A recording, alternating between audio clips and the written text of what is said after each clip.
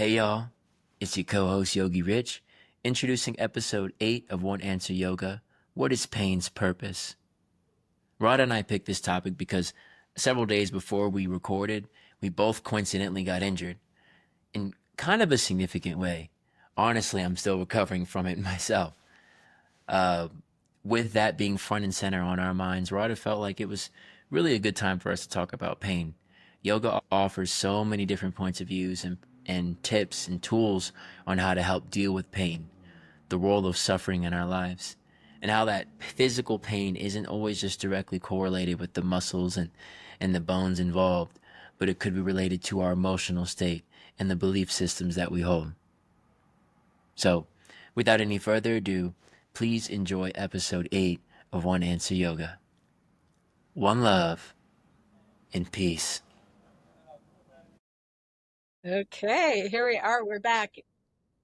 We decided to just jump in and record and not do like a little pre-chat today because Quentin and I both went through something rather interesting. About a week ago, I went to the chiropractor after not having gone for a really long time and had an adjustment done. And then like 2 days later, moved a bunch of furniture. And I said, I've had like my first like old person injury.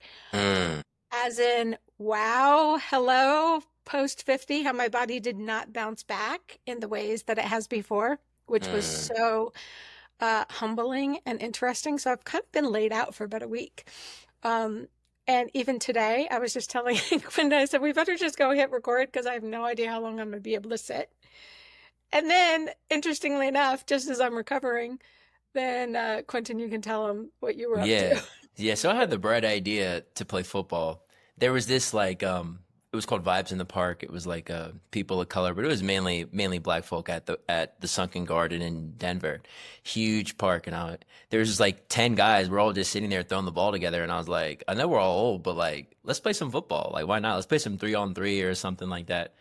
So we did, and yeah, the first catch I made was a touchdown. I made it look sexy, but I like landed hard on my side and crunched like, ooh, even doing that, I like crunched right underneath my armpit, like these ribs here, like the muscles, and I don't know, and there's like been clicking. So I was able to play the rest of the game. I had great stats, but as soon as I like got home, like I could barely sleep, and it was agony. And so it's like one of those injuries where every inhale hurts, like over like a certain like it hurts, and then every heavy heartbeat, like walking up these stairs to get to my spot, like just my heart beating, throbbing makes my chest hurt. So yeah, I was like, I can't really talk that much. I can't get too excited because then I'll just be like, wincing the whole podcast. Yeah. Which I think is interesting because obviously, I mean, we have a pain epidemic in our country, right? Like that's what's led to the drug epidemic that we're just struggling with now of trying to get a handle on. And so I kind of felt like, as I was laying there so laid up in pain, Hmm. and really appreciating like what our working class is going through. And it particularly, um, while it does affect women and certainly it does happen, a huge number of the people who are in chronic pain, particularly back pain, are working class men and the injuries that they've sustained by doing the kind of work that really sustains our society. Mm, And so I kind of thought that might be an interesting thing to discuss today a little bit was pain, because first of all, I felt very grateful that I have a lot of alternative resources at my disposal. mm. Like I was raised in a way to use really holistic alternative methods and not immediately just to reach for pain medication. I had this whole slew of tools in my toolbox. That being said, there was a lot of Tylenol and Advil that happened this week just to even get me like off the bed. Mm. So having that experience of like, wow, it can really lay you out. And then I'm fortunate that I did not have to work this week. I was telling my chiropractor, I said, I have the luxury of trying to heal myself the slow, right way. Hmm. Most people do not. Most people just have to take a bunch of pain medication and get themselves back on track. And so I thought it would be kind of interesting, particularly because, my chiropractor sends me home with this list of, exercises to do. And of course, all the exercises are just yoga exercises. And so many people are brought to yoga through pain, right? Back pain, I think, is the number one reason why people get to yoga in the first place. It's because 100%. people are like, my back hurts, and people are like, oh, you should do yoga. So Oh I my think it's goodness. kind of interesting that both of us went through these experiences this last week and kind of like sharing some of the insights. So, um, I mean, I already have a couple things I want to say off of that. Like, you know, yeah, yeah, jump I'll in because just, there's a yeah. lot I think we could suggest for people that could be really practical for Oh pain my this week. goodness. 100%. Just to, I was a construction superintendent, so I oversaw job sites where, that was one of the main reasons why I got into yoga specifically. Like, my own body hurt, partially because of injuries from playing sports even when you're younger. And I would even start there. Like, a lot of the working class men attitude comes from us. Like, we grew up as boys, so like whatever the boy culture was. And as boys, stretching and rest time isn't isn't even really palatable, honestly. Like, especially like a young, impatient, fast moving kid like me. Um, it's like very, very luckily, like I was in martial arts when I was younger, so I knew it was important to be flexible. But if you play football, basketball, soccer, or any of the major sports, baseball, like you're not really stretching anywhere near as often as you're doing endurance training. So, and then obviously in school, like even just sitting in class, there should be like a stretch break, every now and then, like between 7 and 3.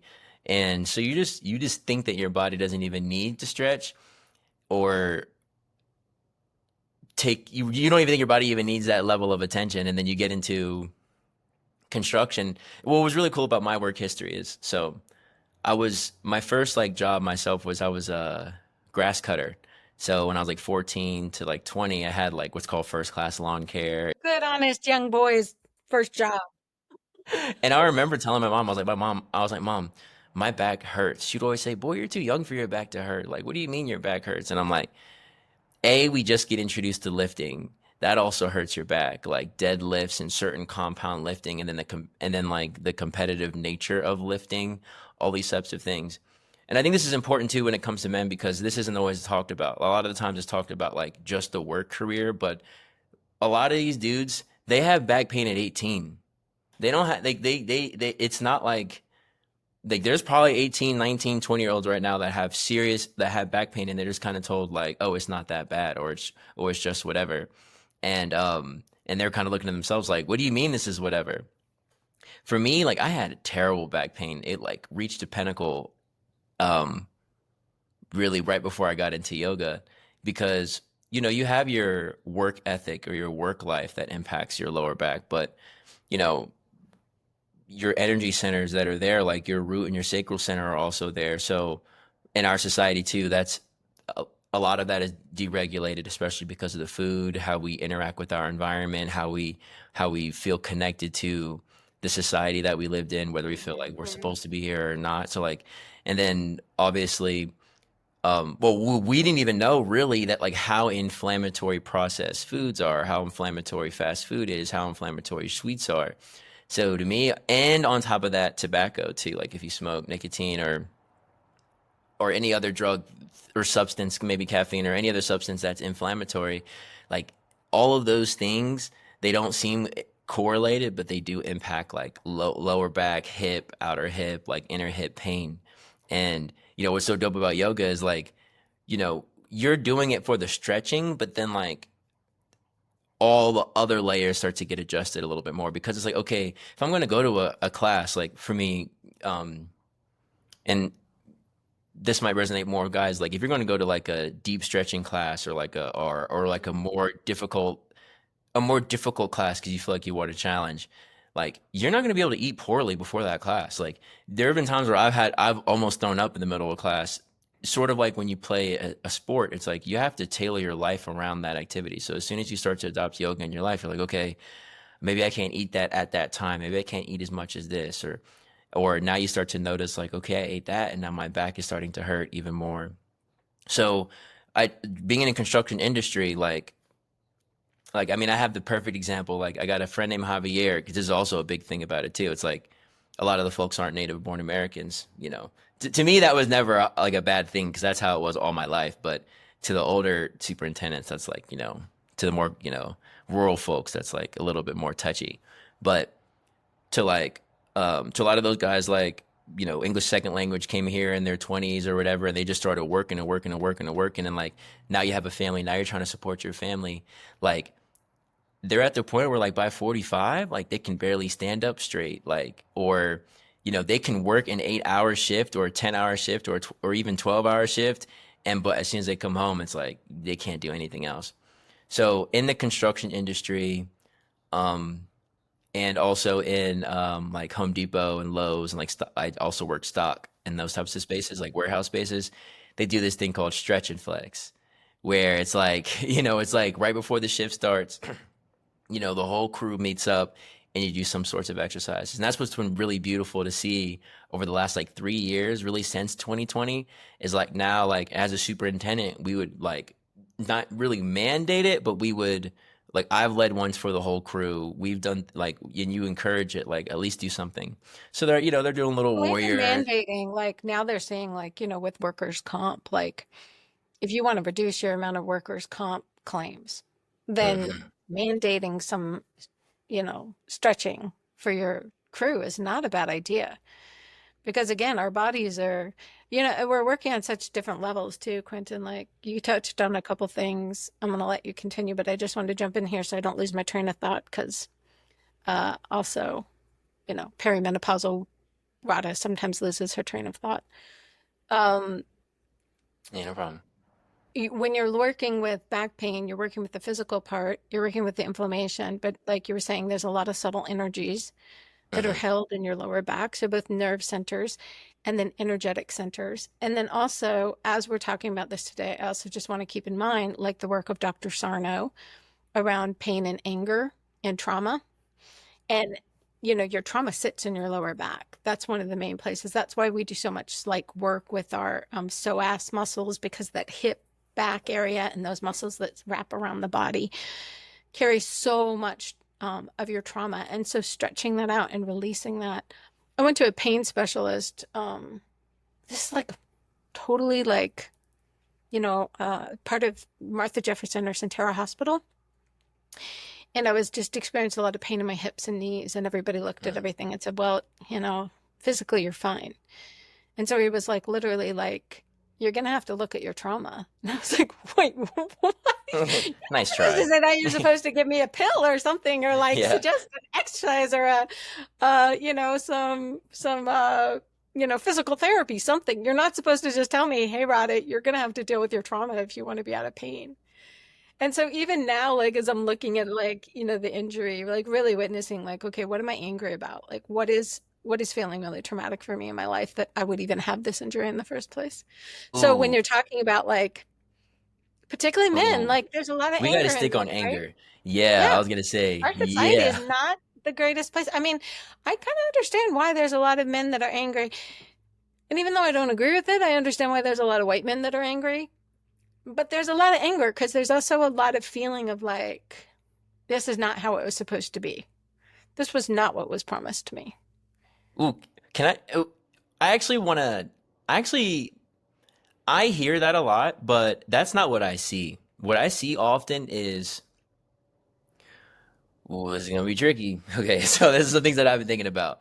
Like, I know, like, I'm gonna speak for, not speak for, but I'm gonna speak about Black folk and then society more at large. Okay, because it's different, a little bit different. Now, like, let's say, like, in my community, for example, like my mother and her mother and her sisters, a lot of them that are in the generation that were born in the 60s, right? So they came to maturity in the early Reagan years or like 70s, maybe something like that. A lot of them are were matriarchs as in the sense of like, Hmm. they have more power in the household for sure than like the men did. Now there's many reasons for that, like, some men got roof of the household, this, that, and another or whatever. But they were very powerful and dominant, right? And like so like a lot of the black women that we knew, they parented us trying to be like both halves, but their society's interpretation of the masculine half is through anger and through harshness. Like the state is a very harsh instrument, but it is a masculine instrument, if for lack of a better words, and it can act as a father figure. So Like, well, my dad's generation, he was born in the 40s and before, it was like even though the women were certainly, they certainly still had a stronger hand, but like there was still a little bit more of a balance where it was like, generally, typically we talk about like, I love that you brought up men in anger because I think that like in general, a lot of men we we we assess each other over how we manage our anger. And like, a mature and appropriate man is essentially a man who only uses anger like exactly when necessary and uses it like very strategically. Well, and traditionally, anger is the one emotion that men are allowed to have. Yeah, men are The allowed to one be angry. acceptable male emotion is anger. Like everybody 100%. expects a man to get angry about something, but don't get too angry. Yeah. Don't get too, You're but just it's supposed to like, have the right amount of anger. yeah, just like this much. And so I think like a lot of folks that grew up with a more female prominent member in the house who viewed masculinity as through that aggressive, like that like through that harshness because that's how it's been placed on them, then that like leads a lot of the younglings, like the kids that are my age or younger, especially when you're younger, when you don't like when you're more emotional and less like stable, like to respond in anger more because you're like, this is what men do. Men respond in anger. And, you're not really seeing like men that have shown you how to manage your anger outside of certain environments, right? So with construction, like what you said there, was really dope. Is like the person that came to mind was like, and I'll mention him a couple times. Like one of my favorite role models is this guy named Bob Carpenter, and he was 40 years older than me, and it was crazy because he was extremely angry on the surface. Like that was his way to run the job site. Like it was through anger, it was through domination, it was like through that was like his general tactic on how to handle things. And he was old school, and he was like, "I'm old school. I'm a product of my environment. My bosses were military police in World War II.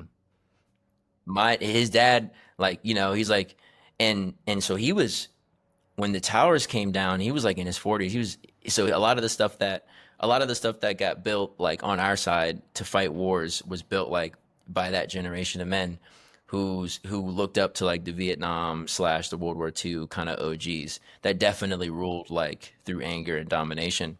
But what was so dope about what I learned from him was that no one else was as compassionate as him. When it came to things that were truly extremely sensitive, like one trade sabotaging another trade, like or like these like huge fights, it was almost like his mentality was like, I'll concentrate the anger in the job site in me. No one, like, I don't want any other fighting going on. Like y'all can fight with me, but if it like boys will be boys type thing, if y'all want to fight, y'all can fight with me, and I'm good at fighting. I've been running work for 40 years, and he was a wrestler too, so he has that mentality. But when it came to like the toughest things, like it was like he always used the soft hand. He always touched your soft corner. He was really, really big into rewarding people. He was like, "Yeah, I'll cuss you out if you're wrong, but I'll be the first person to let you know when you're right." So sometimes I see it sometimes as two sides of the coin. And another thing that was interesting too is that like he had the worst back pain. What was so dope about my experience working under him is that like he was a vice president at that point, but this was like his last job. So he wanted to be the senior superintendent on the job. He wanted to be on the job site. And if you're from Nova, before that he was on Silverline through Tyson's, like the new metro, and a lot of other big jobs throughout the years.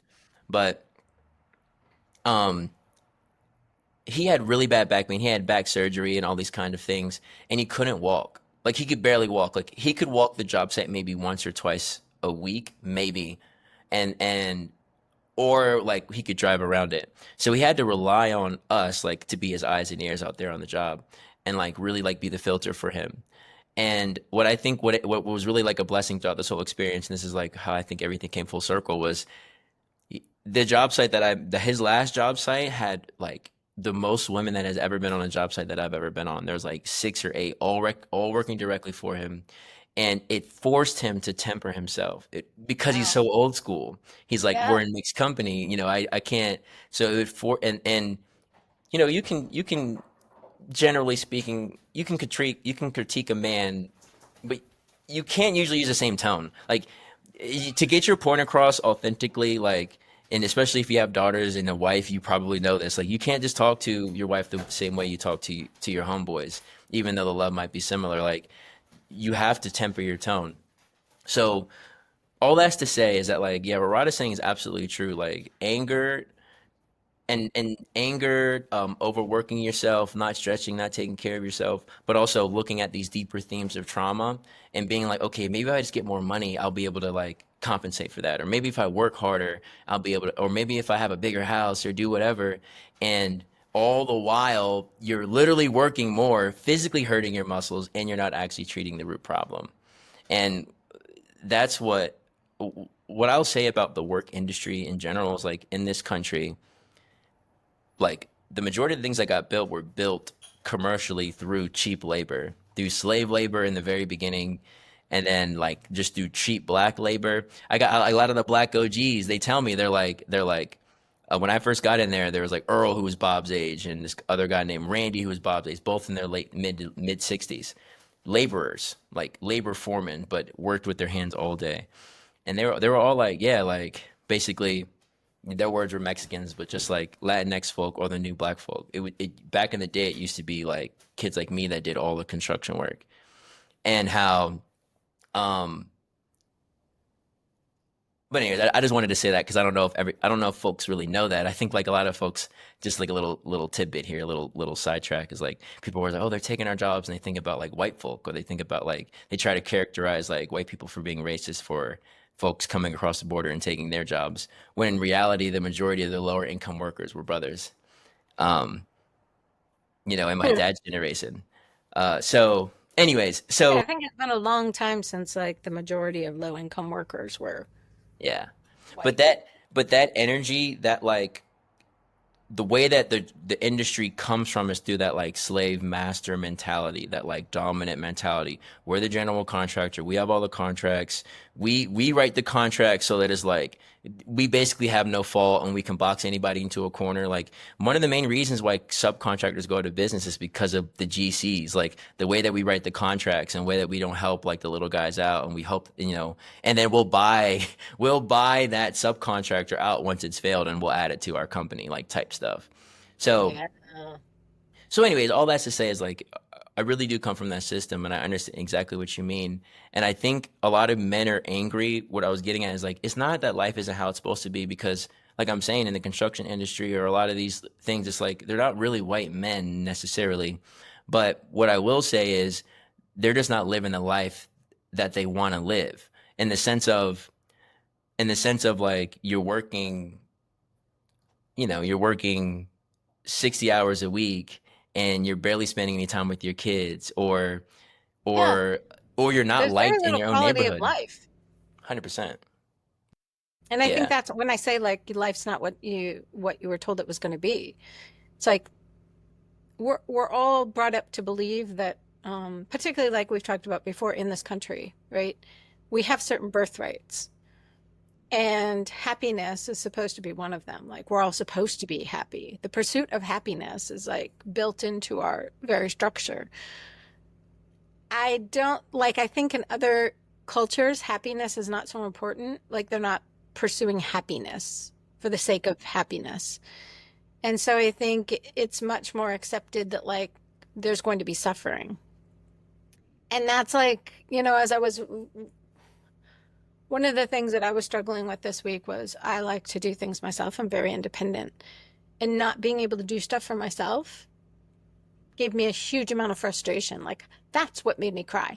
Not so much the pain, but the Mm. inability to like do what I needed to do and not being able to overpower it and just move forward. Yeah. And I think that that's the frustration of like this frustration of like, but I'm supposed to be able to. I'm supposed to be able to overcome anything. Instead of just being like acceptance of like, no, this is just part of suffering is part of life, whether it's physical, mental, emotional, like suffering just comes and it is just, it's not like we're supposed to just have quote unquote happiness all the time. Now, that doesn't mean we can't have peace and joy. And like we were talking before, there is like an inner part of us that is undisturbed.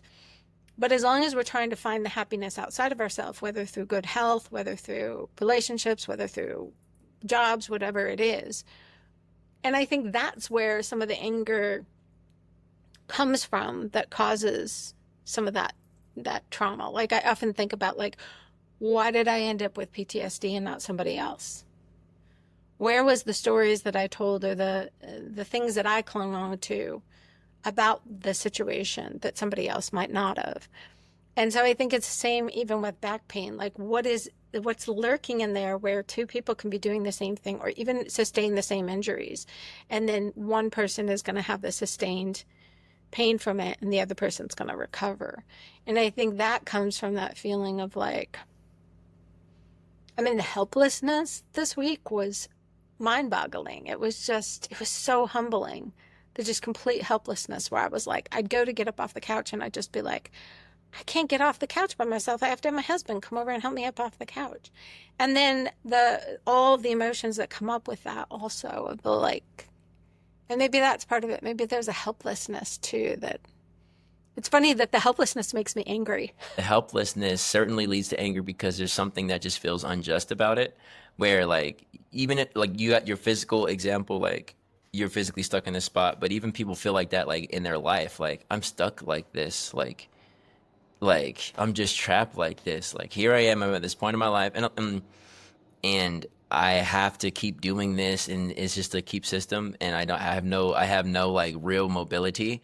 Um, and then early on in Saf and I's like dating time together, I had a similar injury where I don't know what happened. I was like in the Chick-fil-A drive-through and I was like looking down. You know how when you look down, it's attached to like your low back like muscles deep down, like attached to your hip almost, lower spine, erector.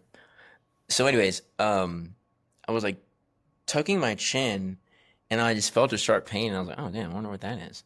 And then literally we go up the stairs to where she's at and we're just sitting there. I tuck my chin again to eat the food. From that point I just fell back and I didn't sit up for like another 2 days, three Oh my days. God. It was just like, but I feel like it's like it was probably an accumulation of some things, but that feeling where you're like, wow, like I can't even leave. This isn't even my house. Like, like, like I don't even, like I don't have anything. I don't feel comfortable here. And I know this isn't right. Like, and same thing like with playing football, like the last couple of days, because I was like, for me, I was like, wow, I remember making catches like this, like it's nothing. Like I used to do this literally every single day. I used to play football in pads and two and tackle football with my homies, and here I am playing two-hand touch football, just catching a pass, no one's touching me, and now I can't even breathe deep for several days. And Yeah. I love, you know, I love that you emphasize that and how a lot of us feel like just whatever happens to us shouldn't happen to us. Like you're saying, like this isn't supposed to happen. Like a lot of guys, for example, too, like women too, of course. And I'll also touch on the women pain aspect because I have a little story about that too. But on the more masculine side, it's almost like I'm supposed to be able to provide for my family and work this hard every single day. I'm supposed to be able to do this, but I can't. And deep down you can't. But and you have your family that relies on you. And I'll also say, like, the uncomfortable truth is a lot of marriages are very difficult, and a lot of men that go to work, like, they're not really happy in their marriage, like holistically, or at least you couldn't tell by talking to them. You know what I mean? And so there's probably a lot of strife. You might have been a lot of just interpersonal conflict that might even be contributing to your pain. Absolutely. I mean, the Um, balance of relationships, Quentin, is really weird sometimes in our culture too. Like women are very focused on their children, and often the husbands do get left behind because of the focus on the children. And not to blame the women, because obviously, like, somebody's got to be yeah, focused on the children. yeah. But that is very, it's so funny because I even see these subtle differences. Like, I don't have children myself, but since we got Henson and Henson's with me, 24/7, Yeah. um, I focus a lot of energy and affection on Henson that maybe Mm. used to go to D. Yeah. But Henson's there now all the time. And he does the same thing. So, at least we recognize that Henson sleeps in the bed with us. Like there's a lot of stuff. And so that affection or that focus on each other sometimes then gets transferred to our dog, which, Yeah. again, in our case, it's a dog, but in many relationships, it becomes the children. When you have children, that really transforms your relationship. And if you are not being aware and mindful all the time, it can slip away from you really easily and really quickly. And so I think that's true. A lot of people are not happy in their relationships because just the grind also. I mean, just raising children as a couple as opposed to a village is a lot. I mean, Hmm. my mom had 6 children, so like we always had children around. And she always said it was much easier to have 10 children in the house than just the 6 of us. Hmm. Right? She says it's much easier to have 2 or 3 children than to have one because that one Hmm. child takes so much energy. Whereas when you have other children your children are distracted, so they're not harassing you the whole time about like, mom, mom, mom, mom. They're out playing. They're like being part of their little village. And so when you have other adults even around, there's more parents to go to ask about stuff. And that's why we have play groups and all of these things. But like in traditional cultures, the families would have lived as family units. There would have been more people raising the children, more people involved, and it takes a little bit of that pressure off when done well. I mean, I'm not saying Absolutely. every situation like that is ideal because having a lot of people in the house also has its own challenges. Yeah.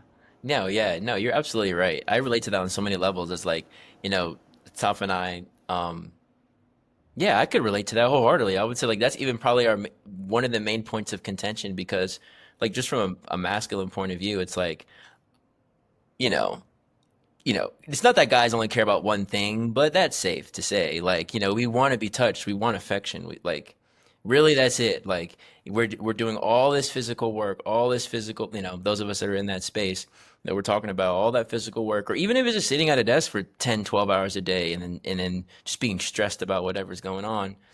Like, and then all of the affection that you're hoping to get when you come home is given to your dog or your kid or something like that. And it's like, I love my child too. Don't get me wrong.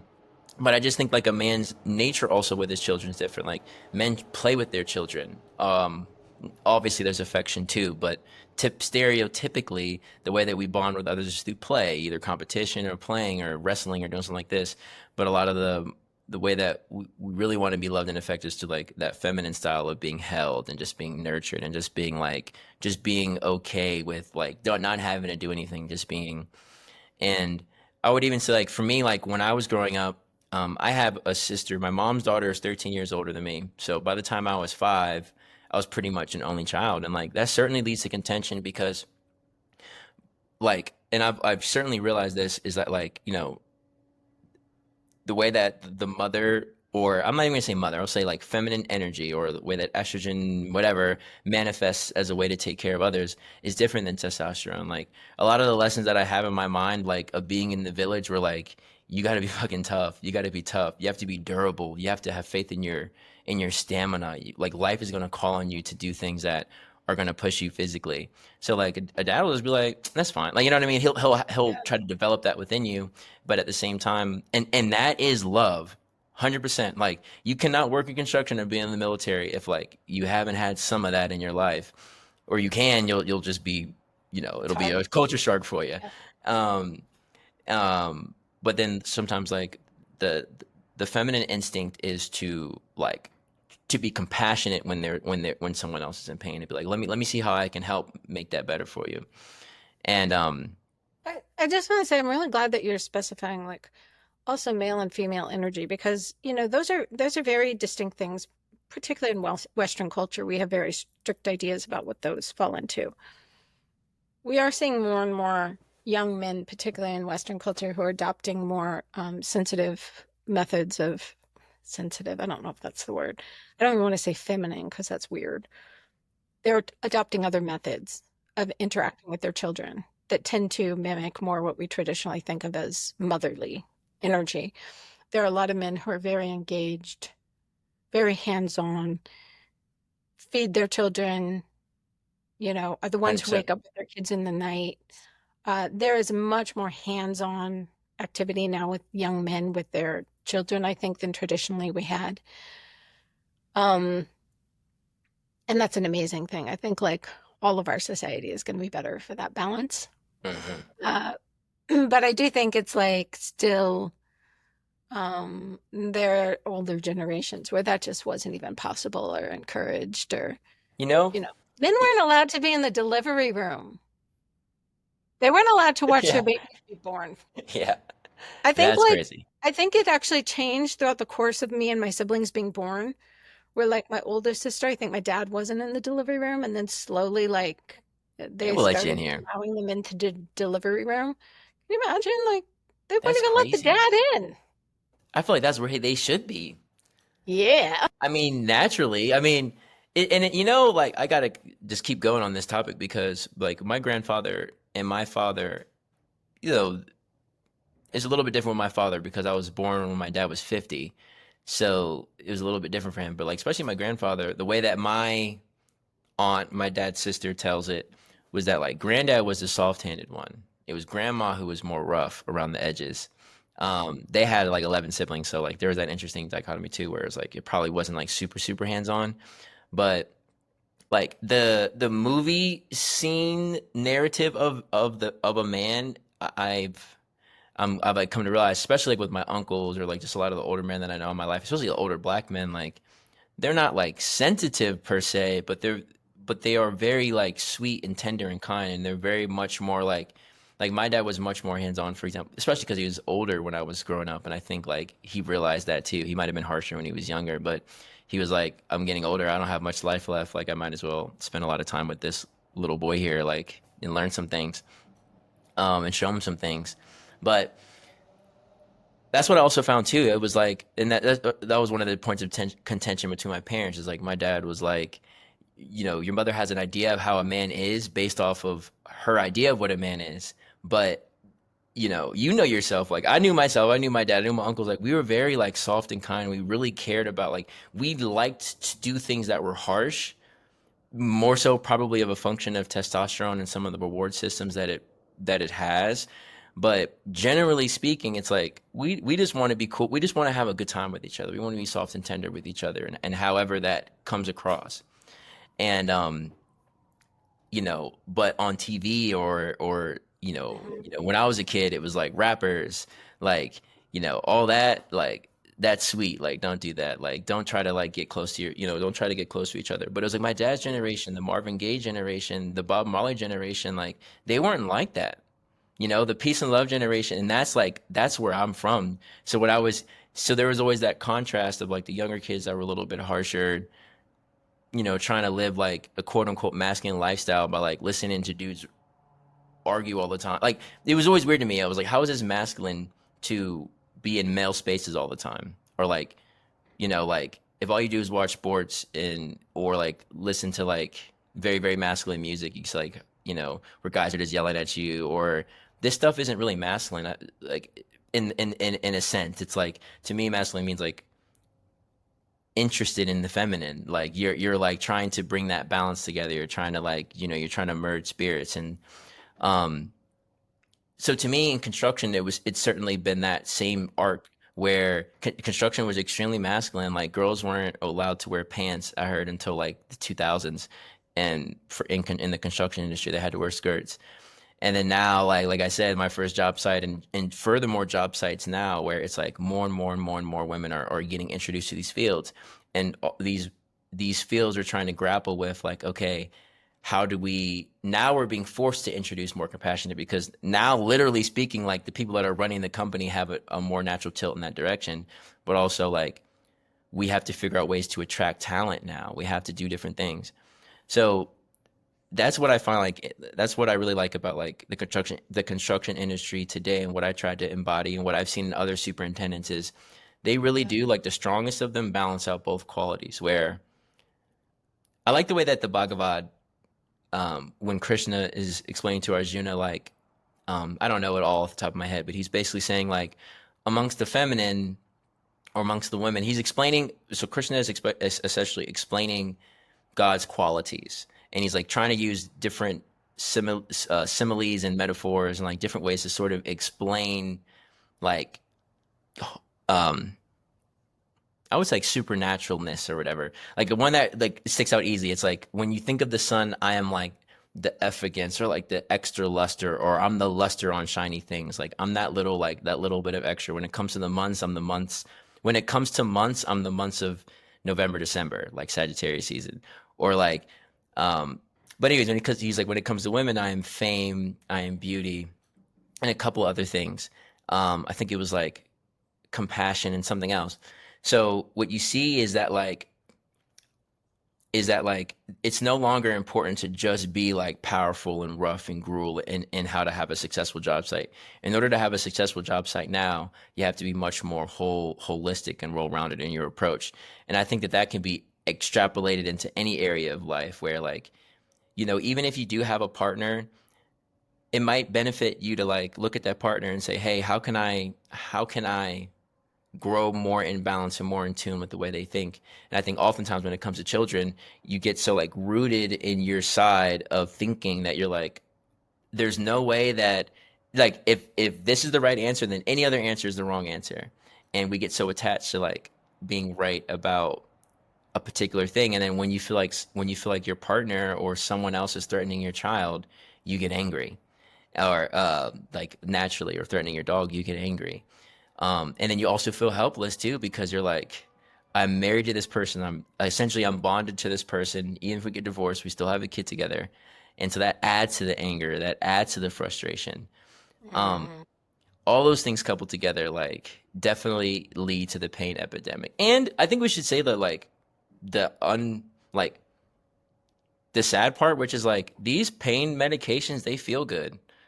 Like if you've ever taken, like, I got my wisdom tooth pulled, and I didn't even really need the medication years ago, but I had like plantar fasciitis in my foot, and I just remember taking Oxy or whatever it was that the dentist gives you, and it's like your whole body feels in a way that you've never felt before. And a lot of folks, like, they don't like tree or like weed. They don't believe in psychedelics or any of these other things, but they're like, well, opioids are kind of in a different category, right? Like this Well, is they're like also in a different category because my doctor gave it to me. exactly. My So doctor gave therefore, it. it's not a drug. Yeah. It's a Yeah. perfectly safe pain medication. That's why we started going through like this epidemic of overdoses too, is because people were like, but it's safe. It's safe to take all these things, right? And they weren't realizing, no, you can't take, first of all, you shouldn't be taking them constantly. They shouldn't be chronically taken. And then when you're mixing them together, it can be a really dangerous concoction, which again, leads to accidental drowning. I was just reading up on like Whitney Yeah. Houston again the other day of like, she was taking just a combo of things that were not quote unquote, I mean, she had cocaine, I guess, in her system, but everybody kind of knew she was doing cocaine. But it was not just the cocaine, it was like the things that were legal that actually were the ones that I think ended up killing her because the combo of them was really, really dangerous. And same with like, I guess Heath Ledger, right? Even Prince, all of these people that we lose because of and again, many of them are taking them for pain. And then, but they're not really working. Like, I don't know if you experience this, but every time I've taken a pain medication, especially the heavier ones, for me, it's almost like the pain it's like disassociated from me. The pain never really goes away. It doesn't actually solve the pain. It just sort of disassociates it away from me a little. Mm. But then I'm like, but the pain's not gone. Like, you got to take more because the Yeah. pain's not, Yeah. Yeah. it It's like actually it's still solve the there. pain. Mm. And so then you're like, well, I probably need to take more, right? Or it's not enough. Clearly, because the other thing is this belief that we have. So I do think in some ways it's your birthright to be pain free. We say that a lot in yoga, right? Like it's your birthright to be pain free. The reality is no. These bodies have pain for reasons, their reactions to things going on. I know, I don't know if I even know anybody who's pain free, who never goes through any pain. Pain Yeah. is a system that's in place in our bodies, but we think we should be pain free. So then when we experience pain, we're like, I need to get rid of it. It needs to go right away. Like, Yeah. that's not my birthright. Like, I What got an to get rid of injustice. the pain. I'm afraid of the pain. So, yeah, I think that there's ways to mitigate the pain, to relieve the pain. Like, I used a lot of heat, hot and cold, right? I mean, anybody's going to tell you ice and heat are just brilliant ways to deal with our systems, right? There's something about that's why cold plunge and saunas and that system is so beneficial for us. Our bodies really respond well to that like kind of intense shock of those experiences. Um, Tiger Balm, I used a whole heck of a lot of Tiger Balm. Yep. Everybody's like, oh, biofreeze or whatever. I was like, I don't think there's any biofreeze in the world that works as well as like some old ancient Yeah. Chinese medicine of Tiger Balm. 100%. You got to keep Tiger Balm in your purse. Like I got Tiger Balm on me. Everybody, if you're at home listening and you do not have a jar of Tiger Balm in your cabinet, you better go out and get some right now because it is, I mean, I don't like it. I don't like menthol. I was always one of those kids like my mom was always trying to smear Vicks all over me when I would Yeah, get yeah. sick. Same here. I do Hmm. not like that at all. But man, when I need some pain solution, Antidote. Tiger Balm is Yeah. amazing. Arnica cream, I also used a lot of that to help because the arnica is homeopathic and is actually going to be like healing rather than just like masking the pain like an aspirin cream might. 100%. So, something like that in your arsenal. And then again, being very, again, food is also like if you're suffering from some kind of pain injury, sugar does cause inflammation. I'm a big fan of sugar. I eat a lot of sugar. I like sugar. I'm not one of those people who thinks like I need to eliminate sugar from my life. I'm highly tolerant of sugar. And I know that if my body's in pain, I don't want my body utilizing any cushion it has to be able to metabolize the sugar or deal with the sugar. I need that sugar to be like toned down so that my body can do the work of healing. And that same goes with, other things that you may have inflammatory reactions to. It's individual, but it could be dairy or wheat or I have a thing with romaine lettuce. Mm. I don't, I am obsessed with romaine lettuce. I love it so much, but I have done like different tests, like I did a hair sensitive, um, food sensitivity test, and then we've done like, elimination food tests, and I know that romaine and I don't always get along. So I'm like, well, now is not the time to be eating romaine. Like you got 100%. to wait till your body's healing and like healthy again before you can introduce those things. So like certainly any way that you can mitigate that. And then of course, once you can get yourself up off the couch, cat cow. Like, wow. I just again like always been one of my favorite poses because it is just like such a powerful pose. And I think when you get like more advanced in your practice or you start doing a lot of things, like people forget about just the simplicity and the power of cat cow. And I really think it's one of those ones that everybody should be doing, regardless of what level of yoga you practice. It's such a gentle, beautiful way to just really warm up your spine and get your spine moving in all the different ways that it needs to be moving. Mm. And I think it's one that we skip a lot, especially as we get more advanced in our practice. But I 100%. was just really reminded again, like how incredible and powerful it is just for really simplicity child's pose. Yep. Such a powerful practice, especially if you were having lower back pain, releasing the lower back pain. Interestingly enough, it ends up that my pain was not from my lower back. It's actually from my right hip. Mm. Um, but it's causing seizing in my lower back because of the hip was pinching a nerve. Um, Mm. so anything also nerve tonics, things that can calm your nervous system down, breathing, nutty shooty, because that's also a nerve tonic, right? Like that's a really good one. And all of these things, like sometimes you have to cycle through them to figure out the ones that are really going to support you and your particular system.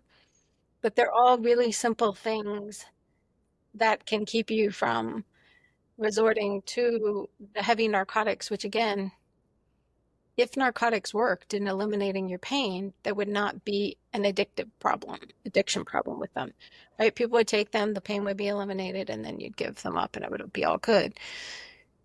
So you got to figure out other ways to feel good in your body, and gently moving your body is just, that's why martial arts, particularly things like Tai Chi, are so powerful, moving the energies also through your system. Because when you're doing the physical postures, they are physical, but there's a lot of subtle energies that move through your system and are happening on a lot of subtle levels. And I think remembering about all of those is really key Mm. because any kind of stuckness that you're having in your muscles, your back, your subtle bodies, those really need the practices to be able to move them through there. Mm. And then realizing like, oh, it's not just that I pinched a nerve or I have a bulging disc or I have a this, but realizing that it can be really something much more subtle than just something like I fell and hurt myself or I twisted. Yeah. Yeah. All that, that's, I have like some things to add on to that. Like everything Yeah. that Rada just said, like, yes, try, do all of those things. Um, even fast, like, try to Hmm. get ketosis. Because you got to look at it like this. It's like your body is always trying to heal itself. You just might have things in the way. You could look at it more so like I might be impeding my own healing. So what are the things that are in my system that might impede my ability to heal? Um, and so sometimes fasting helps get rid of some toxins, drinking good good water, eating lighter, like not eating as heavy. Especially like with this rib injury, the first thing we did because I was starving was we got like a big bowl of Chipotle, and that like added to the pain so much more. Because and it's my left side, so I couldn't lay on my left side, so I had to lay on my right side or my back. So it took forever for the food to digest. Whatever, but what I like to do personally, like for any health ailment, is um, I like to mantra over and over again. I have perfect health. I have perfect health. I have perfect health. Because ultimately, we have to rely on our immune system. There's this book that I really like called Power of Your Subconscious Mind, written by Robert Murphy, and I even got the name Life Word from it. And there's a line in there. It's called "The tendency of your subconscious is life word. It's trying to support you forward for life."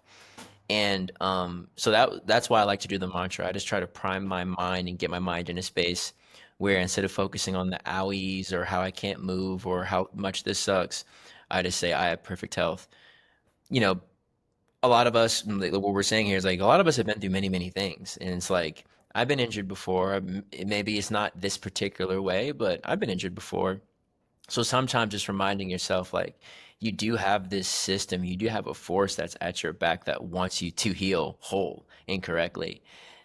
And all the pain is in that direction. Like, when you find out all the symptoms of a cold or just your body trying to destroy that which is harming you.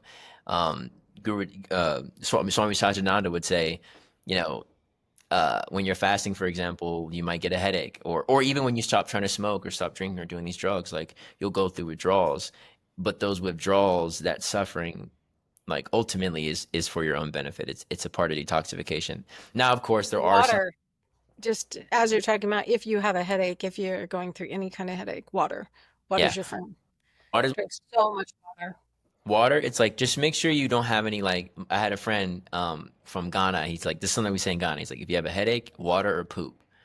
And basically, it's like you just have toxins in you. And what I like to add on to that is breath work, maybe some rapid breathing, some deep breathing, just to get some additional toxins out, and just kind of replenish the system. I feel like that's worked. So But if you so have a the headache, you don't necessarily want to do that. do what?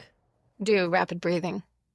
No, well, I would say like deep breathing, but Yeah. just something that doesn't hurt your head more while it's happening. Yeah, yeah, yeah. If you're doing something and it's hurting your head more, you're like, no, don't do that. Water's a pretty easy one to start with because water's not generally going to hurt you if you're in pain.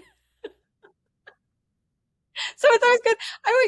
I'm always being practical, Quentin. I'm always like, start with the easiest thing and then you can build into the complexity. Like, yes, I'm totally into like doing all the things in the big way. But I'm like, okay, but somebody out there is going to be like, there's no way I'm going Yeah, to you. do that. Like, I have Kapalabhati when I have a headache. Yeah, like, I have a level 10 migraine. You're gonna make me blow my eyebrows out. Yeah, I Exactly. feel But you. that when you don't have the migraine, maybe when you're not in the active pain, Kapalabhati is just, it's such an incredible way to move things through your system and lungs and like oxygen. Like, I really, with this whole reactive airway thing, I really appreciate the power of oxygen and how that deep breathing can really like replenish your body and like sending oxygen out to all the different parts so they can heal is really, I mean, I had no clue. I mean, this sounds so silly. When I first started suffering from muscular issues due to the reactive airway disease, I didn't know what it was. We thought we had I had Lyme disease. We treated me for chronic fatigue. We treated me for all these things. And literally, I was teaching Zumba at the time, and I would be so sore after I would finish teaching Zumba, I could barely walk afterwards. Mm. And so I stopped teaching Zumba. And then years later, I was trying to exercise. My muscles just weren't recovering, weren't recovering. I've always done pranayama because obviously it's just a part of, my kind of daily practice or just my go-tos. And I really like pranayama, you know, it's, I really enjoy it. And Kapalabhati, I tend to enjoy that more than the more calming breaths. Um, but I had no idea, like, until they got me the inhaler, and all of a sudden I was starting to get all the oxygen back into my lungs and my lungs were breathing again. Mm. But I was like, oh, what I was doing was like not enough to Mm. sustain the damage that was being done. And then once I understood, like, oh, it's like all this oxygen has to be created and I can't overdo it. I have to, that's the other, oh God, that's the other thing. The Mm. humility of, and maybe this is like also being 53, right? The humility of the limitation is so incredible because Mm. it's not about pushing through. It's not about doing the most intense thing. It's about honoring your body, honoring where you're at, honoring the space, honoring your system, honoring the because pushing through and being like a superstar, it's the same with when you're in yoga class, right? We all want to be the most limber, strong, coolest person on the mat. But that's not necessarily what's best for you. Mhm. What could be best for you is to just do cat cow that day. And that is such a 100%. humiliating experience for me. 100%. Yeah, And yeah, I because like to be a super overachiever. And so being the one, being like, this is where I'm at and this is what I get to be today. So it's the same thing with like even the breathing. Realizing like maybe it's not all these bigger things, but I just have to start with the breathing and, you know, yeah. I mean, it's crazy because like when I had this injury in particular, like, or even allergies, some injuries impede your capacity to practice, right? absolutely. Obviously, but I feel like, you can always visualize. So like another thing that I like to do is like I do a lot of mental stuff. So whenever like to help me get through things because physically in the real life, like we know we have an immune system that's trying to recover us, right? Mm. So generally speaking, like you're gonna, you can hope, you're gonna heal at some point. It might be different, but at some point it's gonna be different. Like you're gonna be at a more of a homeostasis level. So to me, it's like the only time where you don't really experience pain is when your mind isn't on it. Like and so really that's the only thing. It's like, you can do a bunch of other things, but if your mind is concentrating on the fact that you're in pain and you're also negatively judging that pain, because also a lot of people are um very closely connected to how they feel. Like sensuality, or if you will, plays a larger role in us. We're all on a longer spectrum. So like if you're feeling uncomfortable, like that is going to have an impact on your mood, and that varies from person to person. Um, And pain is for, very cyclical, like it's not constant. There's yeah. this incredible elder in our community who I don't think you've met, Quentin, but when you come back to visit, his name is Galen, and he's just this like old, wizened, like extraordinary, like smells like a medicine man. He's just really amazing. And so about, I don't know, like in my mid 30s or something like that, he was doing all these like mind exercises with us. And Mm, one of the things he had us really doing was observing pain and breathing into the pain. And you start to realize like pain's not a constant. If you think it's constant, but there's actually, yeah. it comes and goes, but our Mm, minds just make it constant. And so it's our mm, mind that makes the thread of it. Whereas actually there's these moments in between where the pain ceases. And so one of the exercises we were doing was meditating on the in between spaces. And that's it's cool. really powerful because if you can find that relief, in that in between space, it actually does ease up the pain. So, like you're saying, sort of with the visualization, I think it's kind of the same of like finding those in between reliefs, that then realizing it's not a constant, 'cause it's the constant that grinds us down, I think, or the perception of the constant. It's the perception of the constant projected into the future. So it could also be like, and there's also another thing when you get hurt, and you forget this, but you always get worse before you get better. Like you contract the disease, then you suffer the consequences of the disease, and then you get better. It's like this is how it goes. That's a part of the cycle. I love that you emphasize that. Um, and but so what ends up happening is like now you're in peak pain or whatever, and you have all the right to be in pain. Like and what I say too is like express the pain. That's another thing too. Like even we talk about men too in general is like just express I'm in pain. Ow, like I'm sorry, like because when you try to just fight yourself and your body's not making you want to grunt or moan, it might be annoying to your wife, but it's not making you do that because it's trying to let that energy out. So allow yourself to feel that physical pain emotionally too. But what I like to add to the visualization is like instead of what we like we've mentioned before, we automatically mantra, we automatically project into the future. So you're automatically thinking like, oh no, like there's all this stuff I have to do. For example, I'm not gonna be able to do it tomorrow or the next day or the next day or whatever. And what I like to do, and the advice I would give is like just visualize yourself better. Like you might not be better right now, but instead of assuming that tomorrow or the next day or the next day or the day after that, like things are gonna suck and this is gonna hurt and you're just gonna feel this pain forever, you can imagine yourself just in a stronger position. Because at the very least, even I do feel like why I referenced the power of the subconscious mind before is like I really do feel, and I've experienced that what you do emphasize and focus your attention on will start to happen. If you start to emphasize, like, even when I've had a headache, like there will be days where I'll have a headache and I'm like, oh, I really don't like this headache. And I'll concentrate my attention on the headache and it feeds the headache. Or I'll have a headache and I'll intentionally not concentrate on the headache. And then say the pain doesn't go away, but I lose attention of it. And by the time my attention reemerges to be like, oh, what happened to the headache? It might be faint or it might be gone. So Yeah, even and if you, if you need a place to start with that, check out Joe Dispenza. He's got some amazing meditations that are really focused on pain and healing yourself that are really powerful. He's and his books are really fascinating anyway. Learning how he healed his back with visualization is it's a powerful story.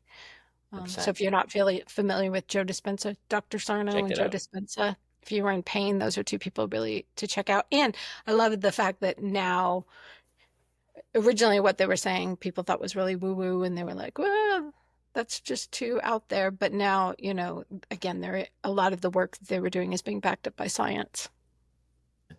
I even say, and this is the thing, like, and a lot of my pain management too is it's also reflected too because of like sports and athletics and like just getting injured is like, if you're a martial artist, getting injured is like inevitable. If you play football, like it's inevitable. Like so, you're not really anticipating that you're not going to experience pain, but you do. Like I will say, learning is a skill. Not learning, healing is a skill. Even if you have the same disease from different times that you experience, like cold sores, good example for me. Every time you get a cold sore, like it does give you an opportunity to practice healing, practicing how to treat yourself, and realizing the symptoms or the predecessors to that activity that caused you to have an outbreak or some sort of issue. Acne So too. acne, yeah, If you have yeah, acne, that's a great one to practice healing. yeah. So it's like, so healing is an art too. So you can also be gracious with yourself. Be like, I haven't really been hurt that much. I don't really know how this healing thing goes. I'm learning this. I haven't had my rib injured. I'm just learning how to heal this part of my body. I like and take a more curious approach to take some of that weight off and take some of that and downgrade the anger because the problem with the anger is that it's just not productive to the healing process. That's really it. Like, or any of these like, these extra energies that are pulling away. You could just think of it that's pulling away from my pool to heal myself and get myself back to whole. And that doesn't mean that like you have to, like I said, you don't have to ignore any of the pain. You can feel the pain. This is throbbing. This hurts. I can't move. And at the same time, like, you know, visualizing yourself in a better position. So like for like Radha's example of like being stuck on the bed. Maybe it's not imagining yourself moving a bunch of heavy boxes or doing. Sometimes we might imagine ourselves doing exactly what we wanted to do right before we got injured, and and then your visualization then is gonna it's not realistic and practical. But the first second is like, I just want to imagine myself just sitting up. Hmm. And then now when you're sitting up, maybe you can't stand yet, but then you can start to visualize, okay, maybe after I sit up, I can stand up. That's what I mean. Baby steps with the visualization, rather than like visualizing out of your control, but also visualizing the worst case scenario. I do want to also with the visualization I was saying about the toxins. A lot of us have pain in the low back, hips, like for diet and lifestyle related issues. One of my favorite yoga instructors is just like, when you're stretching your hip or when you're doing any of these additional stretches that we've mentioned, cat cow, I would even say like seated forward fold, maybe like butterfly or dive. Butterfly is when your heels a little bit closer to when the soles of your feet are together and they're closer to your groin, or diamond is where like your knees are at 90 degrees and your feet are farther away from your groin. Those are two great hip openers. The traditional one is like pigeon. That's a little bit intense, which you can do, but what I've really found, what helps a lot with like the lower back is head to knee. So basically, imagine you're in butterfly, but you extend one leg. This is like a real traditional stretch. So you have the sole of your foot in the hip crease of your opposite, in your inner groin of your opposite leg, and you can do you're just going to forward fold and kind of stretch that one leg hamstring, or you can try to twist open and open your chest to the side that your knee's bent. That's called, revolved to the knee. Basically, you're just trying to open up your chest and get like a nice side body stretch. I find that's a good one. And then the last I feel one, like your hamstring also, Quentin, yeah, just let me jump in and say your uh, hamstrings are really key because I have incredibly flexible hips. Like, as far as opening them, I've been sitting on the floor since I was a little kid, but I've always had really tight hamstrings, and that's where my mhm, hip issues come from, is the tighter hamstrings. So making sure, like knowing that there's balance, because there's going to be people who are going to be talking about loose hips, loose, stretch your hips, and there, it's true in Western culture, we need to do a lot of hip stretches, but don't forget those hamstrings, especially if you're an athlete, 100%. because Yeah, that's get the where mostly when we work with athletes in yoga, the most common thing, particularly I guess maybe because I've worked with football or basketball players more, but when you're looking at them, those hamstrings are so tight. yeah, extremely and hips like and yeah, so you definitely want to hit those. I would say another thing, another really good one that's in the Integral Yoga typical sun salutation, but it's just like a low lunge. So you have like you have one knee on the ground. Let's say you start with your left side. You have your left knee on your ground. You have the right foot on the ground, and you're sort of kneeling. You have your right knee directly over your right ankle, right? So you have like a 90-degree bend in that knee. And a lot of folks cue like kind of being upright and leaning into it, like kind of pulling your hips forward to get a deeper psoas stretch and left quad stretch since your left knee's on the ground. Um, Now what I also like to do is like you can add in like slowly curling your chin in and opening up your neck to also get a little bit deeper in the low back muscles. So maybe like five stretches, um, 30-second holds each, morning and evening, maybe midday, depending on what you got going on. If you can't hit any of those time slots, like could also do wonders, even if you're not even in a class. Coupled with the The hot and cold. twist, don't forget your Yeah. Oh twist. yeah, yeah, yeah, yeah. You Don't hit, yeah, forget and then you hit a twist. nice twist. Like Yeah. You backwards, forwards, twist, yeah. inversion, like, Yeah. that's like your basic quick yoga class. Yeah. But for like, yes, and so many people come and they're like, my hips are so tight, and basically a lot of folks just don't know how long to stretch. Like if you played a sport, you were told like 10 seconds is enough, maybe 15 seconds is enough. But if especially if you're not stretching often and if you're not doing a full sequence, you definitely want to give yourself a chance to find your edge, which is which will change each day, like Rada said. Like there's going to be a day where you can barely fold forward, even though yesterday you damn near had your chest on the ground. And but don't be discouraged. Maybe you can't hold it for as long. Maybe you need to do a different counter stretch or something else that moves your body in the opposite direction of what you just moved in. Like just to give you some time. Maybe you need more space in between the stretches. Whatever And it in is. general, they say like 80%. Don't go above 80% of what you can stretch. That's a fairly good way because stretching can lead to injury very Hmm. easily. You can overstretch and you can pull something. So always think when you're stretching, And if you want to go deeper into it, use the breath. Don't use pressure. So allow the breath to ease you deeper into the stretch as opposed to pulling or tensing. Whereas if you allow it to come through the breath, then that's where it's pretty easy to do 80% because the breath won't really be able to push you past 80%, Yes. right? So if you're allowing the breath to do the stretching rather than a tension stretch, then that can really help you prevent that. It can create a lot of benefit and prevent you from getting injured while you're stretching. Because believe me, lots of people get injured doing yoga, and there's a lot of yogis who are having hip replacements now. A lot of advanced yogis, all these people who were like big, hip, hot yoga teachers in the 90s, 2000s, Hmm. um, a lot of them are getting hip replacements. So don't think that yoga is in and of itself safe. You can certainly injure yourself doing yoga if you're not doing it in a mindful, you know, prescribed way. But the breath will never let you down.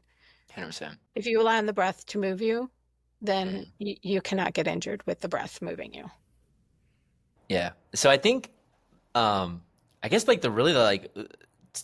the last topic I guess I would bring up, or like last subject on this, would be. Because I'm not going to be able to sit in this chair for Yeah, much yeah, longer. I can tell, I can tell, I can tell. I'm like, I see you do this, and I'm like, I'm getting a little wiggly, aren't no, I? you're good, you're good, you're good. I was looking at it, I was like, This is okay, where I okay. get to be very humble and mindful and admit to you all that I'm not going to be able to sit upright in this chair a whole lot longer.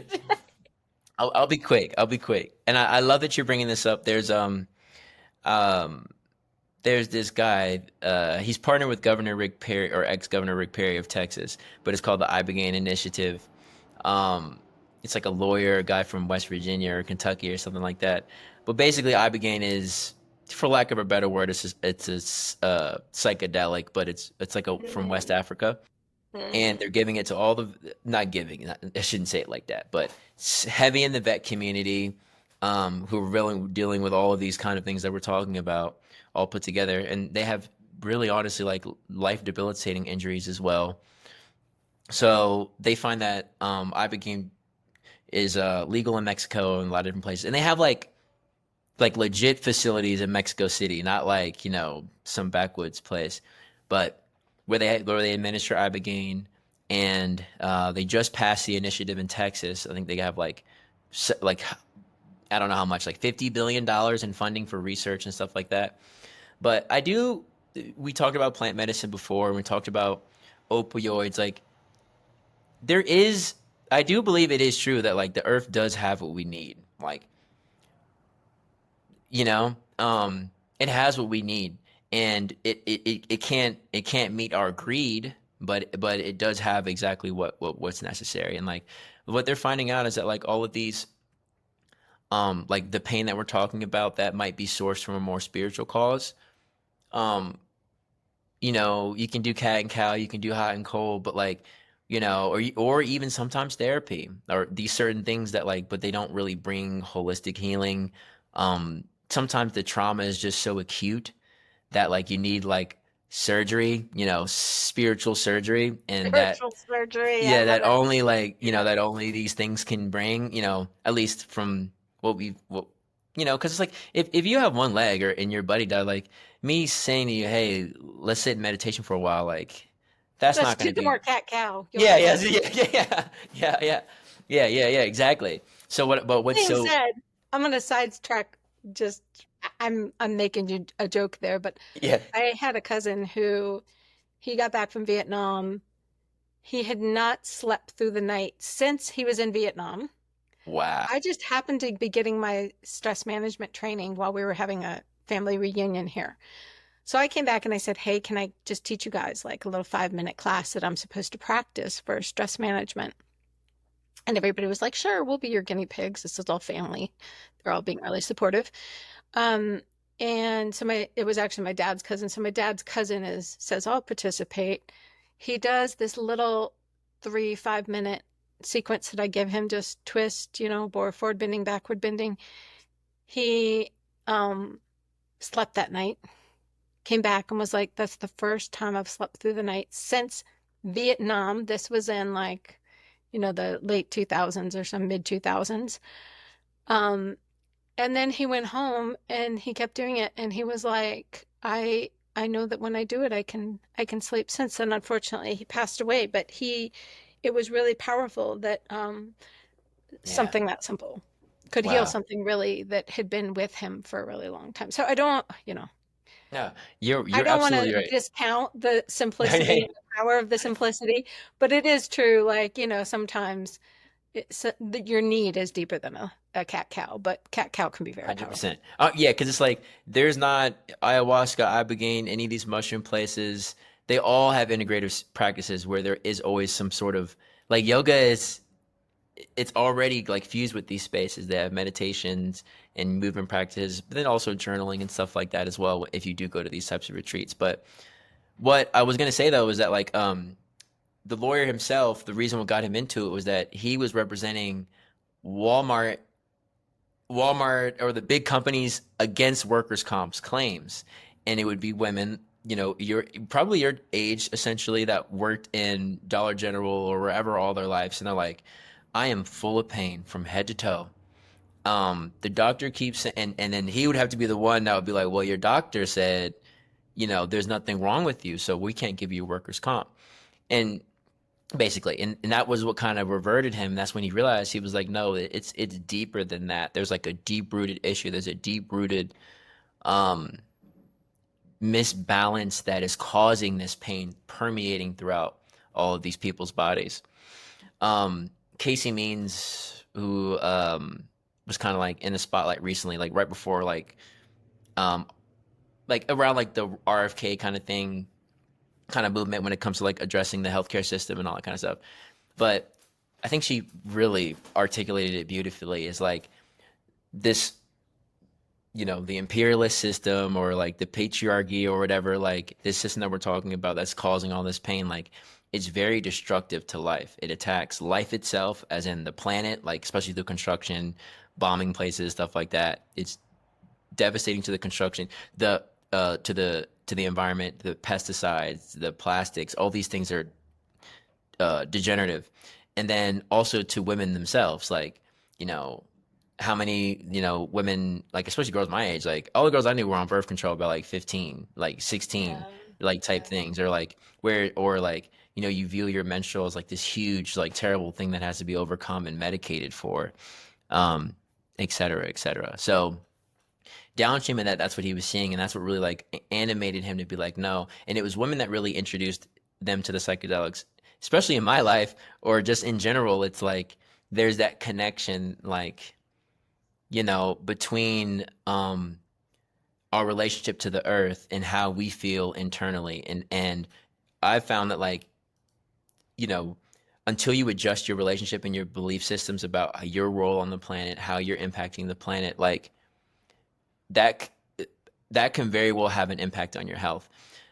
I'll put it like in a little bit of a different way, where it's like, hey, if you feel like you are harmful for the planet, why would the planet want you to move around easily? Like, that's another way to look at it. Or like, like, why would I have you be so mobile? Like, I need your back and hips to hurt so you can't be destructive out there. Like, and I'm not saying it's exactly like that, but it does help. I do see a correlation between the most physically demanding jobs are the most destructive to life, either Mm. their lives or life itself. And there's just a direct correlation that can't be escaped. And until that's like, I think there could be, holistic construction where you're building beautiful things and you're not degrading the people's bodies, but that has to live under a different infrastructure. So for the for all of us, it's like pain's gonna come. We're built with a system that handles pain. Don't lose faith. Keep your mind centered on that fact. If your mind gets distracted, that's okay. Gently guide your mind back. And this is the same thing with meditation. It's like it's the same thing. There's physical things you can do, like, like Radha was saying. There's wisdom you can learn, like Joe Dispenza and these different folks. But ultimately, pain is a mental phenomenon. Like, you are experiencing pain in the mind, right? You're getting a message from your body that there's pain here. So just pay attention to that messaging. Don't Don't project into the future and make it worse than it is. Don't Right. like don't expand it, but just be like, okay, my rib cage hurts when I expand it past this volume. I have two choices. I could either try to stretch my rib cage a little bit, maybe try to get a little bit more range of motion, then let it rest, or I could just breathe shallower depths. But the pain isn't the problem. The pain is letting me know, hey, if you keep breaching this boundary, you're never gonna heal. Like you're never gonna get back to where you want to be. Or and this is the last thing I'll say. The beautiful thing about injuries, like me, yoga instructor, pull my hamstring, try to drop into like a front split, just like you're saying, just like not really thinking, trying to just do something. Pull my hamstring, was pulled for like a year, and this is like already on my less flexible leg. But treating that injury, like now that it's gone, my left leg is way more flexible than it ever was. It's more flexible than my right for the first time in my entire life. So, and like same thing with scabbing or callousing. There's this principle where sometimes where you get injured or harmed, your body gets stronger. It it's not meant to make you weaker, you It's know? also sometimes in the healing process, it can, like, that's what I was talking to my chiropractor about yesterday. I was like, I ignored my body for 3.5 years. I didn't listen to it. I just worked. Did not go to the chiropractor at all, even though I knew I was getting pain in my hip. That was not resolving itself through my yogic practice. And now I'm going to the chiropractor. Well, guess what? Like my body's so used to holding the muscles around that space to try to protect it.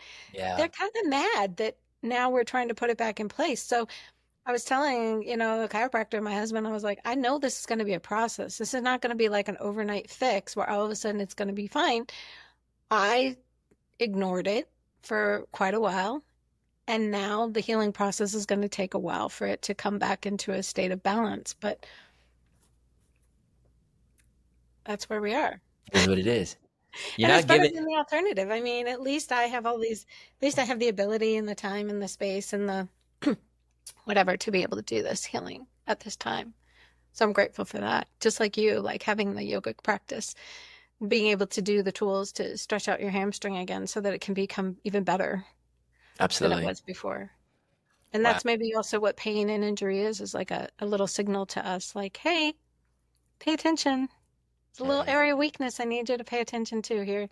And I was saying, if I do the work now in really strengthening and dealing with the out of balance nature of this hip, then maybe I don't have to have hip surgery or I put it off 10, 15, 20 years, right? So, um, that's the beauty of healing and like doing this stuff, even though it takes a longer time, it's a slower process. Sometimes it can be frustrating how slow the healing process can be. But ultimately, it's worth it because I'd much rather be healed than just keep putting band-aids on something over and over again. 100%. Yeah. Um, well, is there anything else you want to say, like in closing? I think that's it. Just tune in next week to see how the healing process is going. All right, dope. I'll say one more thing, like that we didn't say.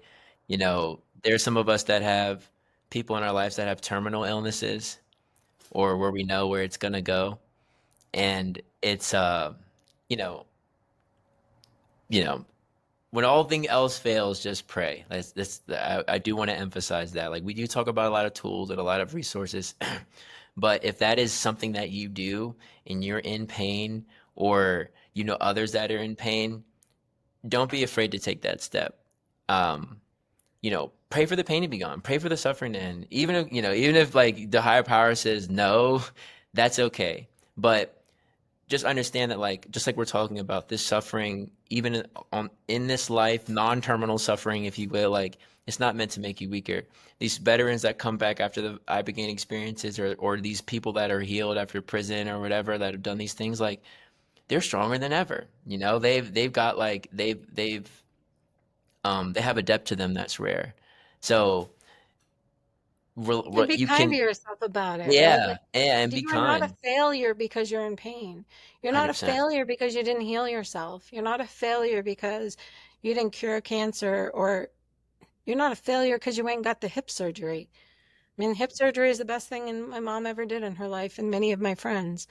Um, I think it's just a matter of like being kind to yourself and trying to work with your body in some healing way, but certainly also being grateful for those.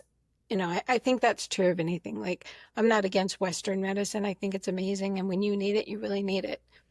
But there are ways to not get stuck in a cycle of um, illness.